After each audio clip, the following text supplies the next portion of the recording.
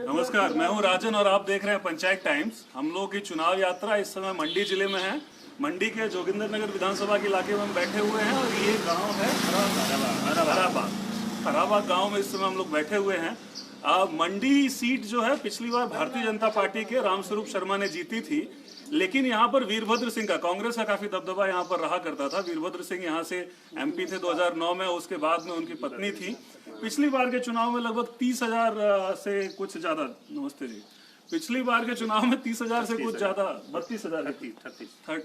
33 के करीब अंतर से रामस्वरूप शर्मा ने उनकी पत्नी वीरभद्र सिंह, पूर्व मुख्यमंत्री की पत्नी प्रतिभा सिंह को चुनाव हरा दिया था। इस बार के चुनाव में ये सीट काफी इंटरेस्टिंग हो गई है, हिमाचल की सबसे हॉट सीट भी कही जा रही है और उसका कारण बताया जा रहा है कि यहाँ पर सुखराम परिवार ने फिर से कांग्रेस का दामन थाम लिया है। तो सुखराम परिवार को हिमाचल प्रदेश का रामविलास पासवान भी माना जाता है, पॉलिटिकल बैरोमीटर है। जिधर सत्ता जाती है उस तरफ उनका परिवार चला जाता है। जैसे पहले कांग्रेस में थे, इस बार जब बीजेपी की सरकार बनती दिख रही थी तो पहले ही बीजेपी में चले गए। उनके बेटे अनिल शर्मा एमएलए जीते और एमएलए जीत के मंत्री भी बने इस बार के चुनाव में। लेकिन चूंकि उन्होंने कांग्रेस का दामन थाम लिया तो कई लोग अटकल लगा रहे हैं। अनिल शर्मा के बेटे आश्रय शर्मा इस बार कांग्रेस के टिकट पर इस विधानसभा से चुनाव लड़ रहे हैं। इस लोकसभा सीट से, मंडी लोकसभा सीट से चुनाव लड़ रहे हैं और उनके खिलाफ भाजपा ने फिर से रामस्वरूप शर्मा को रिपीट किया है।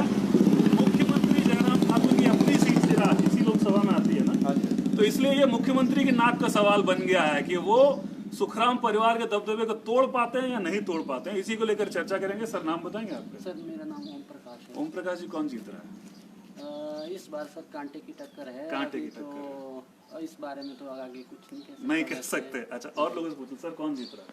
यहाँ पे तो बीजेपी जीत रही है। मोदी जी। कौन जीत रहा है सर? यहाँ पर तो बीजेपी को। कौन जीत रहा है?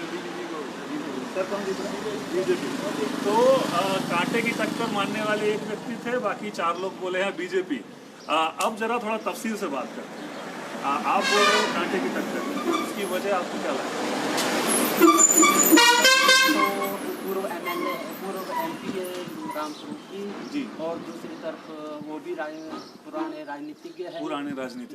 तो इस कारण मुझे लग रहा है कि इस कारण लग रहा है जी। आपको लग रहा है कि मुकाबला थोड़ा करीबी है या इस बार आसान रहेगा पिछली बार?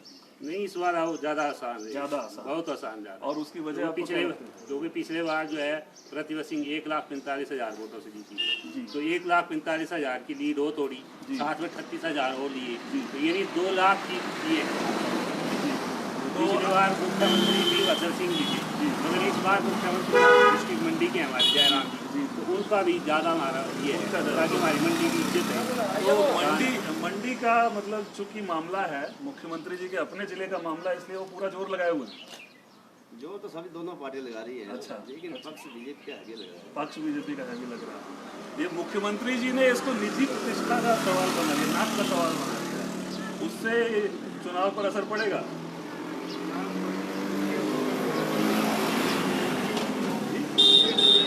लीड ले जाएगी बीजेपी। अच्छा, आप में से कोई लेकिन ये मान रहा है कि इस बार थोड़ा कांटे का मुकाबला हो गया? खास नहीं है, दल बदलू है, लोगों को पता लगता है, लेकिन बीजेपी हैवी लग रही है। बीजेपी नहीं, लेकिन ये मान रहे हैं आपके मुकाबला थोड़ा मुकाबला तो दुश्मन से डरना तो पड़ता ही है। दुश्मन से डरना पड़ता है, इसलिए मुकाबला कांटे का है। लेकिन अच्छा, एक बात बताइए, तो सुखराम जी तो बार बार पार्टी बदलते हैं, है ना? फिर भी ये जीतते, इनके परिवार के लोग लगातार जीतते रहते हैं। जैसे अनिल शर्मा भी इस बार भी पार्टी बदले फिर भी जीत गए। ये क्या कारण है? मतलब इनके लगातार जीतने के पीछे कारण क्या है? लगातार जीतने के पीछे कारण इनका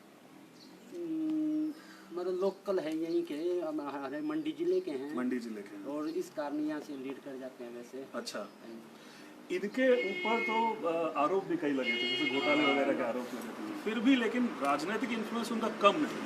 क्या वजह उसकी? नहीं, अब कम हो गया, अब कम है।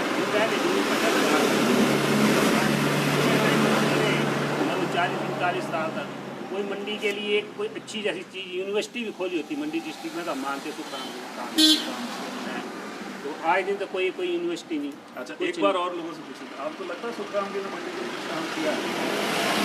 ये तो बहुत सरकार के लिए किया, लेकिन सरकार के लिए अदला बदली आए राम गए राम जैसे अच्छा।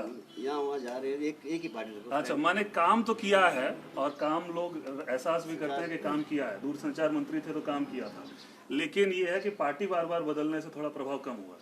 हाँ जी, ये वजह रही। यही वजह। अच्छा, तो हम लोग जब चले थे तो हम ये मान के चल रहे थे कि शायद बीजेपी की स्थिति यहाँ पर ठीक रहेगी।